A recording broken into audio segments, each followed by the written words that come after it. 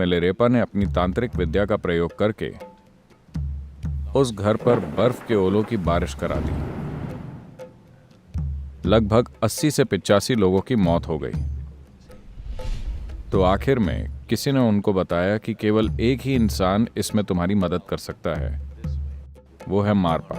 तो वो मारपा की खोज में निकल पड़े। तो मिलेरेपा को दाकिनी के दर्शन हुए और वो बोली, मारपा ने तुम्हें शिक्षा तो दे दी है, लेकिन उन्होंने एक मूलभूत पहलू छोड़ दिया है।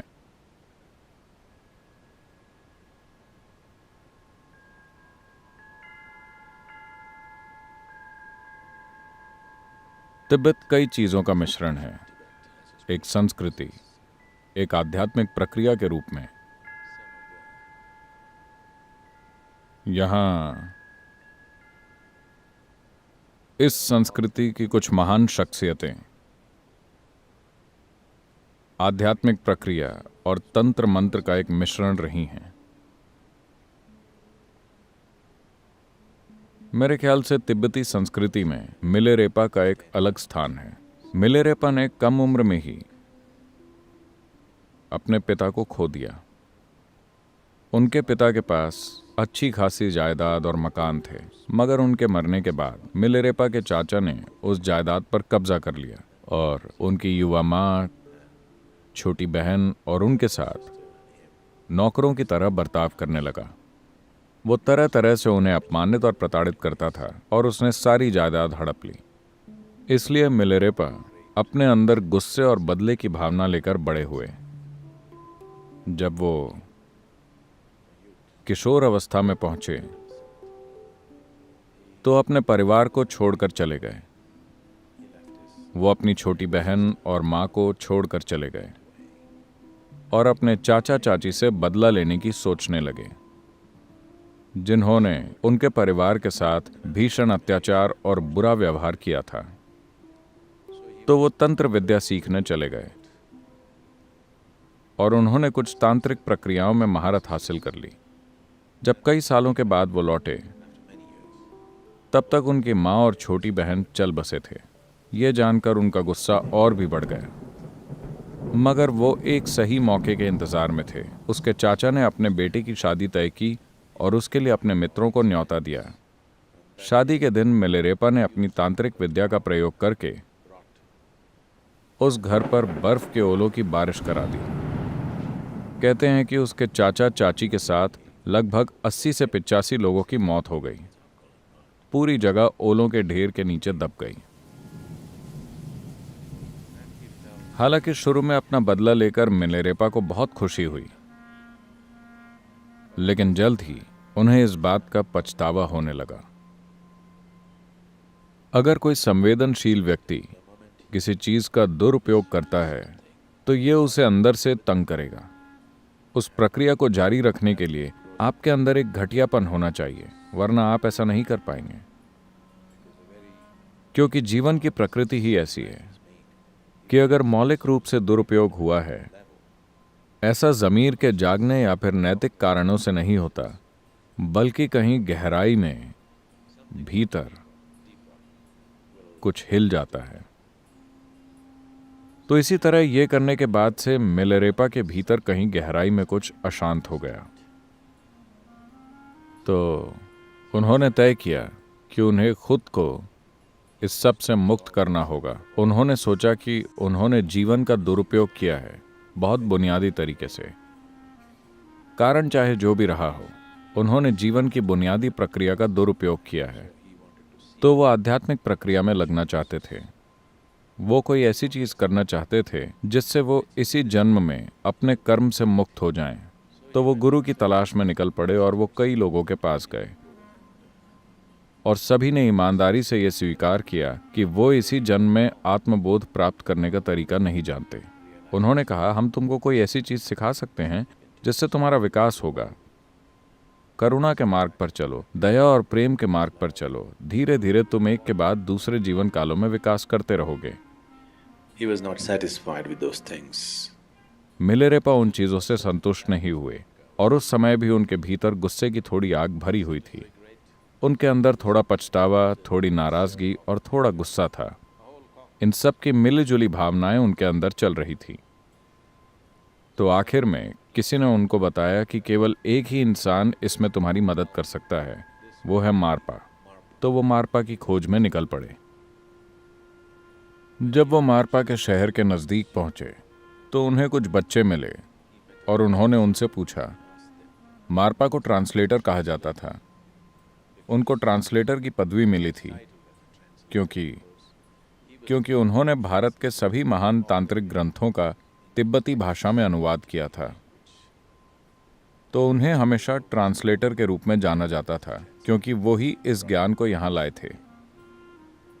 मारपा के बारे में खास बात ये थी कि वो 3 बार भारत की यात्रा कर चुके थे और वहाँ कुछ गुरुओं से मिले थे और उनसे शिक्षा प्राप्त की थी, विधियाँ सीखी थीं और ग्रंथ प्राप्त किए थे और फिर तिब्बती भाषा में उनका अनुवाद किया था।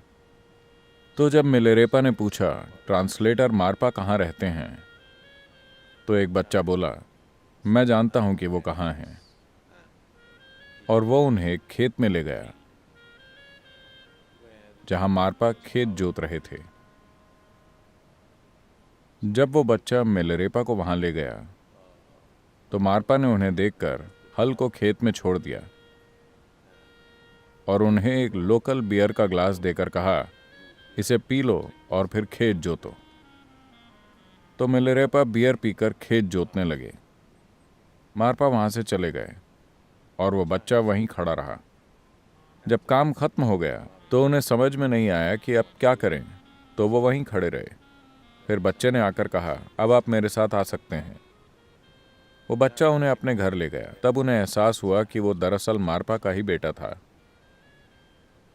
फिर मारपा ने मिलेरेपा से हर तरह की मेहनत के काम कराए। मिलेरेपा ने मारपा के आगे सिर झुकाकर कहा, मैं आपसे धम्म की दीक्षा चाहता हूं, उस तरह का धम्म। धम्म का मतलब है एक विधि या प्रक्रिया जो मुझे इसी जीवन में आत्मज्ञान और मुक्ति दिलाए। मैं अगले जन्म में नहीं जाना चाहता, और कृपया मुझे भोजन और रहने की जगह देने की भी कृपा कीजिए। तो मारपा ने कहा, तुम तय करो, अगर तुम चाहो तो मैं तुम्हें भोजन और रहने की जगह दे सकता हूँ। धम्म कहीं और ढूंढो, धम्म के लिए कहीं और जाओ, या फिर मैं तुमको धम्म दे सकता हूँ, तुम रहने खाने का इंतजाम कहीं और करो। यही 2 विकल्प है। तो मिलेरेपा ने कहा, ठीक है, मुझे आपका धम्म चाहिए, मैं अपने रहने खाने का इंतजाम खुद कर लूंगा। तो मिलेरेपा बाहर भिक्षा मांगने चले गए। वो बहुत जोशीले थे और जो भी करते थे उसे कुछ ज्यादा ही कर डालते थे। तो वो भिक्षा मांगने काफी दूर तक निकल गए और गेहूं के कई बोरे इकट्ठा कर लाए। उन्होंने साल भर का गेहूं जमा कर लिया ताकि वो आराम से बैठकर धम्म सीख सकें। तो उन्होंने बहुत सारा जमा कर लिया और थोड़ा सा बेचकर तांबे का एक बर्तन खरीदा, 4 हैंडल वाला, जो तिब्बत का एक पारंपरिक बर्तन है अपना खाना बनाने के लिए। फिर इस भारी बोझ को लेकर, बहुत भारी बोझ को उठाकर उन्होंने लंबी दूरी तय की। वो मारपा के घर वापस पहुंचे और बोरे को नीचे पटक दिया, धड़ाम से। मारपा उस समय खाना खा रहे थे। वो खाने के बीच से उठकर बाहर आए और बोले, ऐसा लगता है कि तुम बहुत गुस्से में हो। अभी इस गेहूं के बोरे और बर्तन की आवाज से तुमने पूरे घर को हिला दिया। लगता है कि अपने चाचा के घर की तरह तुम इस घर को भी गिरा दोगे। निकलो यहां से, बहुत हुआ। तब मिलेरेपा गिड़गिड़ाए, आपके कहे अनुसार मैं अपना खाना ले आया, ये बहुत भारी था तो मैंने गिरा दिया। तो मारपा ने कहा, मैं कुछ नहीं सुनूंगा, जाओ तुम, क्योंकि तुमने बोरे को ठीक से नहीं रखा, तुमने उसे नीचे पटक दिया, तुम लायक नहीं हो। तो तुम बाहर रहो, सारे काम करो, मेरा खेत जोतो, मेरे घर की सफाई करो। वो सालों तक ये काम करते रहे। बीच बीच में दूसरे लोग मारपा से सीखने आए और उन्हें कई चीजों की दीक्षा दी गई, मगर मिलेरेपा को एक भी दीक्षा नहीं मिली, एक भी शिक्षा नहीं मिली। वो बस कड़ी मेहनत करते रहे। More than 8 years he worked without a single teaching or initiation. 8 साल से ज्यादा उन्होंने काम किया बिना किसी शिक्षा या दीक्षा के। बाकी सभी वहां एक दिन के लिए आते और दीक्षा लेके चले जाते, लेकिन वो इंतजार करते रहे और करते रहे, हर किस्म की कड़ी मेहनत करते हुए। एक दिन वो चुपके से अंदर आकर ऐसे एक सत्संग में बैठ गए जहां उन्हें बैठने की अनुमति नहीं थी। मारपा आंखें बंद करके बैठे थे, तो वो चुपचाप दूसरे छात्रों के साथ बैठ गए, दीक्षा मिलने की उम्मीद से। मारपा आंखें बंद किए बैठे थे। उन्होंने अपना डंडा उठाया, आंखें बंद किए हुए ही मिलेरेपा के पास गए और उनकी पिटाई कर दी। मिलेरेपा लोगों के बीच बैठे थे। मारपा आए और उन्हें अच्छे से पीटा, घसीट कर बाहर ले गए और उठाकर बाहर फेंक दिया। ऐसा बार बार होने लगा। मिलेरेपा थोड़ा इंतजार करते और फिर जैसे ही कोई दूसरी दीक्षा होने वाली होती, वो चुपके से जाकर इस उम्मीद में वहां बैठ जाते कि इस बार उन्हें दीक्षा मिल जाएगी। इस तरह 13 साल से ज्यादा बीत गए, लेकिन उन्हें कुछ भी नहीं मिला। तब एक दिन उन्होंने मारपा की पत्नी से याचना की, जो मिलेरेपा से सहानुभूति रखती थी और उनकी मां की तरह थी। वो गिड़गिड़ाए, कृपया आप मारपा से कहिए कि वो मुझे कोई दीक्षा दें, बस एक शिक्षा, एक छोटा सा ध्यान। मैं कुछ भी नहीं जानता, इतने सालों से मैं यहां ऐसे ही बैठा हूं। तो उन्होंने मारपा से इस बारे में बात की। मारपा ने कहा, ठीक है, लेकिन पहले उसे मेरे बेटे के लिए एक घर बनाने दो। उसे अकेले ही घर बनाना होगा। मैं 3 कोने वाला घर चाहता हूं। तो मिलेरेपा ने 3 कोने वाला घर बनाया। इसमें 2 साल लगे। फिर मारपा ने उसको देखकर कहा, 3 कोने वाला घर मेरे बेटे के लिए ठीक नहीं है, 4 कोने वाला घर बनाओ। मिलेरेपा ने 4 कोने वाला घर बनाया। फिर मारपा बोले, ये अच्छा नहीं है, 5 कोने वाला घर बनाओ। इस तरह कई साल बीत गए। वो अकेले ही काम करते हुए हर जगह घर बनाते रहे। तब मारपा ने कहा, यह ठीक है, लेकिन अपने बेटे के घर के लिए मुझे 60 फीट ऊंचे बुर्ज चाहिए। तो मिलेरेपा ने घर के चारों कोनों में 4 60 फुट ऊंचे बुर्ज भी बना दिए। अब तक मिलेरेपा की उम्र ढलने लगी थी। फिर एक दिन वो मारपा की पत्नी के पैरों पर गिरकर गिड़गिड़ाने लगे, आप कुछ कीजिए, मेरी जिंदगी बीतती जा रही है, मुझे अभी तक एक भी शिक्षा नहीं मिली है। ये क्या है? मैं जानता हूं कि अतीत में मैंने बुरे काम किए हैं, मैंने तंत्र विद्या का दुरुपयोग किया है, लेकिन क्या मैं काफी पश्चाताप नहीं कर चुका हूं? तो ये सुनकर मारपा की पत्नी को मिलेरेपा पर दया आ गई और उन्होंने मारपा के नाम से एक दूसरे भिक्षु को पत्र लिख दिया। वो भिक्षु भी दीक्षा देने में सक्षम था। उन्होंने पत्र ऐसे लिखा जैसे मारपा ने खुद लिखा हो और उस पर मारपा की मुहर लगा दी। तो उन्होंने पत्र मिलेरेपा को दे दिया। मिलेरेपा उस भिक्षु के पास गए और दीक्षा प्राप्त कर ली, लेकिन मिलेरेपा को कोई अनुभव नहीं हुआ। वो भिक्षु भी हैरान रह गया। दीक्षा देने पर कुछ तो होना चाहिए, लेकिन इसे कुछ भी नहीं हुआ। फिर मारपा को इस बारे में पता चला। उन्होंने मिलेरेपा को बुलाया और उस भिक्षु की मान्यता भी रद्द कर दी। फिर घोर पछतावे में डूबे मिलेरेपा आत्महत्या करने वाले थे। तब मारपा ने उन्हें बुलाया और कहा, ठीक है, बैठ जाओ, और उन्होंने मिलेरेपा को शिक्षा दी। मारपा ने कहा, अतीत में तुमने जो गलतियां की हैं, मैं बस तुमको उन कर्मों को काटने के तरीके दे रहा था, मगर तुम बेवजह ज्यादा वक्त लगा रहे हो। If you just go by my word, this would have been over long ago. But you do everything and you take one sneaky way out. अगर तुम मेरे कहे अनुसार चले होते तो ये बोझ कब का खत्म हो गया होता, मगर तुम सब कुछ करते हुए बीच में एक चालाकी वाला तरीका अपना लेते हो। सिर्फ उस चालाकी की वजह से तुमने हर चीज को कई सालों तक टाला है, लेकिन अब तुम्हारा पछतावा तुम्हारे अंतर मन को छू रहा है। तुम इसके लिए जान भी देने को तैयार हो। अब तुम तैयार हो। फिर मारपा ने उन्हें दीक्षा दी और तीसरे दिन ही मिलेरेपा को दाकिनी के दर्शन हुए। आपने दाकिनी के बारे में सुना है? तांत्रिक तकनीक में चीजें करने के लिए हर चक्र के लिए एक देवी की रचना की गई थी, एक स्त्री स्वरूप जिसे प्राण प्रतिष्ठा द्वारा जीवंत बनाया गया, जिसे मदद के लिए बुलाया जा सके। इन शक्तियों की मदद के बिना कोई भी तांत्रिक कोई महत्वपूर्ण काम नहीं कर पाता। तो मिलेरेपा को दाकिनी के दर्शन हुए और वो बोली, मारपा ने तुम्हें शिक्षा तो दे दी है, लेकिन उन्होंने एक मूलभूत पहलू छोड़ दिया है जो उन्हें खुद भी नहीं पता।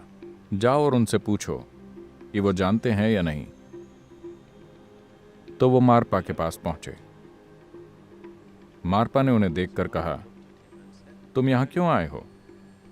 मिलेरेपा ने कहा, दाकिनी ने आकर मुझसे ये कहा है। मैं नहीं जानता कि यह सच है या मेरी कल्पना है, लेकिन ऐसा ही हुआ है, तो आपसे पूछने के लिए मुझे आना पड़ा। मारपा ने मिलेरेपा के सामने सिर झुका दिया और कहा, मेरे पास भी ये ज्ञान नहीं है, तो चलो भारत वापस चलते हैं।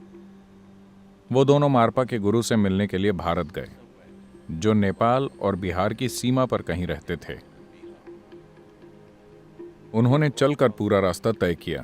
वो वहां गए और जब मारपा ने अपने गुरु को यह बात बताई कि दाकिनी ने आकर कहा है कि ये एक शिक्षा नहीं दी गई है,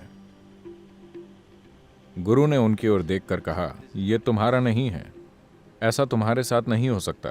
तुम्हें यह बात कैसे पता चली? तब मारपा ने बताया, यह मेरे साथ नहीं बल्कि मेरे एक शिष्य के साथ हुआ है। तब गुरु तिब्बत की ओर मुड़े और अपना सिर झुका दिया। उन्होंने कहा, आखिरकार उत्तर के अंधकार में एक छोटा सा प्रकाश चमका है। फिर गुरु ने मिलेरेपा और मारपा दोनों को बुलाकर इस जीवन में संपूर्ण आत्मज्ञान प्राप्त करने की पूरी शिक्षा दी और वो दोनों वापस लौट आए। मारपा, जिन्होंने एक गुरु के रूप में शुरुआत की थी, अब मिलेरेपा के शिष्य की तरह बन गए। मिलेरेपा तिब्बती संस्कृति में एक चमकता हुआ प्रकाश बन गए। कई चीजें जो पिछले 300-400 सालों में तिब्बती संस्कृति में की गईं, वो मूल रूप से मिलेरेपा के काम पर आधारित है।